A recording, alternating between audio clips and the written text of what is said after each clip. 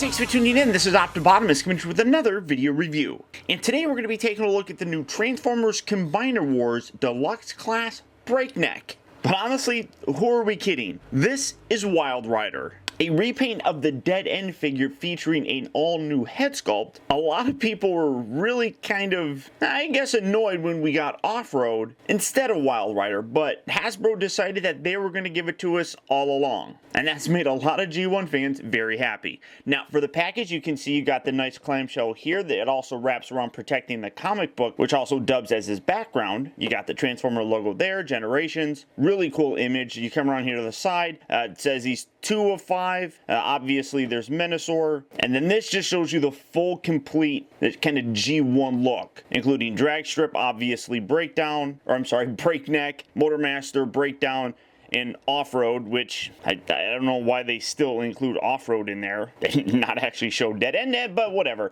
Then you got his robot mode, vehicle mode, transforms in 11 steps. It transforms exactly the same, but what I really like is up here for the bio, it says Breakneck has no respect for the rules of the road or anything on it. Autobot or Decepticon, it doesn't matter. Any bot that gets in his way is in line for repairs once Breakneck is done with them. Even the unpredictable Stunticons see him as an out-of-control Wildrider. So I love how, while they probably couldn't name him that, they were still able to fit that in there, which I really do think is great. Now, for the packaging, it is basically the same, but I'm glad to see that the comics actually included. But for the packaging, that's about it. So without further ado, let's get him open and see how cool he actually is. Alright guys, so here we have Breakneck open up and out of his packaging. And starting off first, I want to just show you his comic book a little bit more in detail. You do have the nice image here of him in the back, but you come around here to the back of the package, you got a little bit more of an extended bio on him. And then they actually even talk about how his attitude may get him replaced as part of Menasor. So I do like how they actually kind of touch on Off-Road coming in basically and kind of replacing him.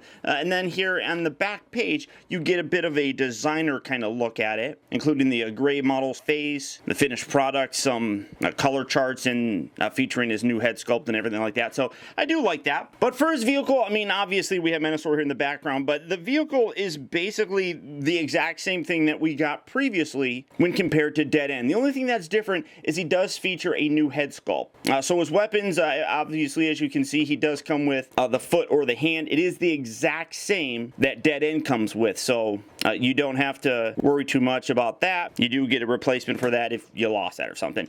He also does come with the exhaust pipe, which I think is kind of neat. Now, if you have two, you can kind of utilize this maybe in some kind of configuration with Menasor, just kind of enhance that look a little bit, but you do basically have two of those now. But like I said, vehicle mode is the exact same. I do like how it is a little bit more of an homage to the Wildrider, obviously. I like how there's actually a two-tone color right here. You got this gray here, and then you got a little bit more of a metallic bit on the hood of his car mode. You got a nice Decepticon logo. You got the red coming through. It is a little bit unfortunate that this is a little bit of a different red color that you can see, and it kind of makes it look a little bit ugly in the fact that this is gray and it kind of comes across. But again, that's something that actually Dead End did have. So everything basically just carries over. Now, since we did transform him already in my review for Dead End, we're going to go ahead and skip that, looking like this, to looking like this. And again, exactly the same figure. The only thing that's different is the head sculpt. So coming in to take a look at that, the head sculpt's actually really very nice. I love the way that that looks. That definitely has a very Wildrider look to it. And the color is really very nice as well. Now, honestly, the color just in general on the entire figure is really nicely captured and does a good job of homaging that original character. So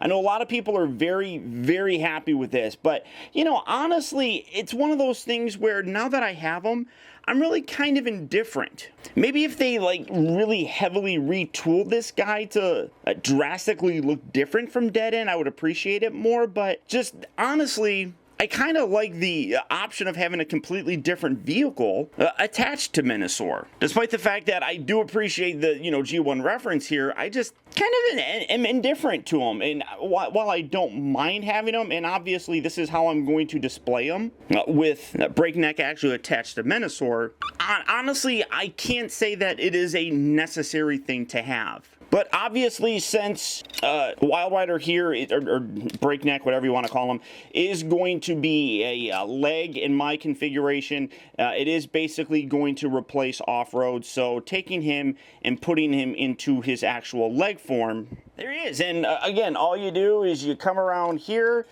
We're going to detach off-road, set him off to the side, and slot this guy in there, and boom, there you have them, and kind of straightening things out. And again, honestly, because of the similar color scheme, obviously, it's really not that different than when we had off-road on there. So it's honestly, again, a very almost unnecessary kind of thing. I really do think that keeping off-road would be perfectly okay if you're unable to find this guy.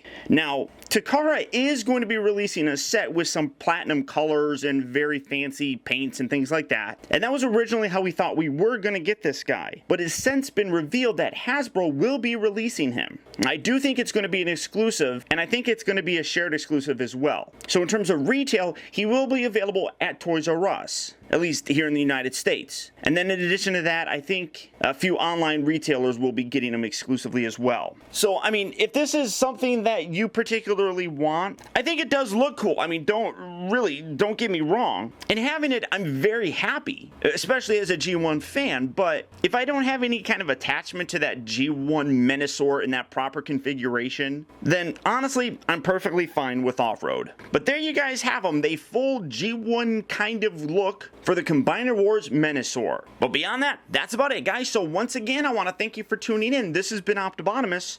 Don't forget that you can keep in touch with me by liking my Facebook page at facebook.com/teambotimus and by following me over on Twitter at twitter.com/Optibotimus. Also, I'd encourage you to check out my website at optibotimusreviews.com, where you can see all my videos from the previous week, see what I have coming up for future release, and also get your very own Optibotimus t-shirt. And remember to check out Sabertron.com for all of your Transformer news, as well as photo galleries on this and other Transformer figures. And finally, I'd also really appreciate it, guys, that if you like this review, don't forget to please like and comment, and be sure to subscribe so that you never miss a new video. And until next time, I'll talk to you later. You've been put to the test, but it's never enough. You got the touch, you got the power. When all hell's breaking loose, you'll be right in the eye of the storm. Autobots, transform and roll out. Class dismissed.